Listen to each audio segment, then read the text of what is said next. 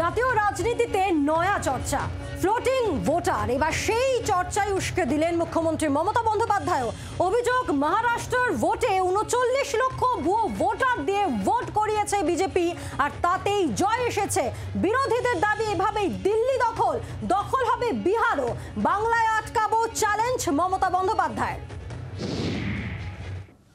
আমার ভাষায় ভুতুরে রাজনৈতিক দল যারা এদের পাঠিয়ে বিহারের লোকেদের মন্ত্রী আনবে, কেন আনবে হবে?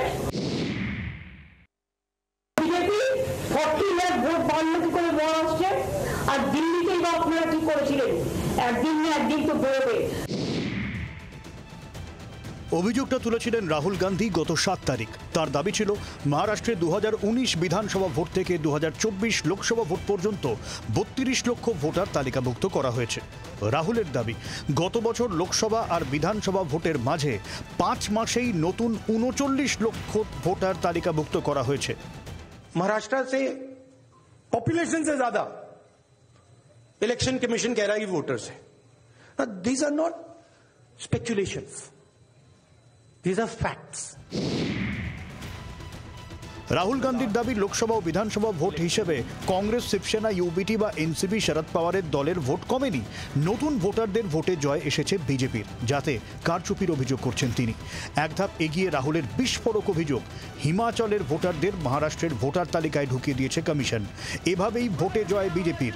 ব্যাখ্যা উদ্ধবের শিবসেনার মুখপাত্রের। 39 लाख वोट कहाँ से आए और कहाँ जाएंगे?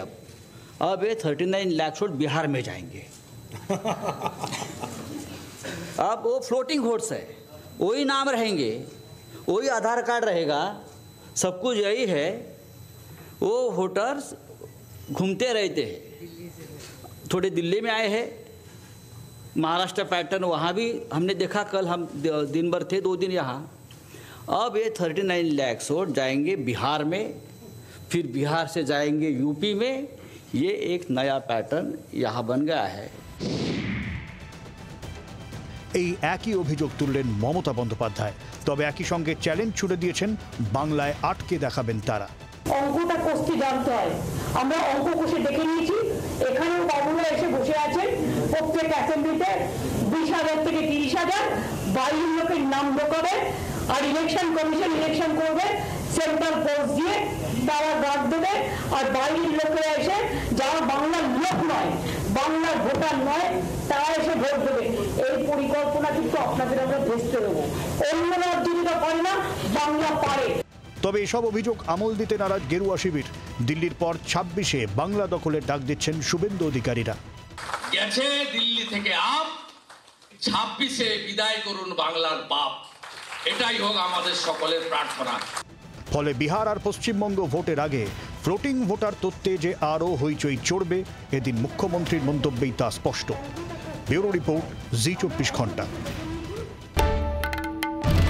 বাংলার আওয়াজ, বাঙালির আবেগ, জি 24 ঘন্টা।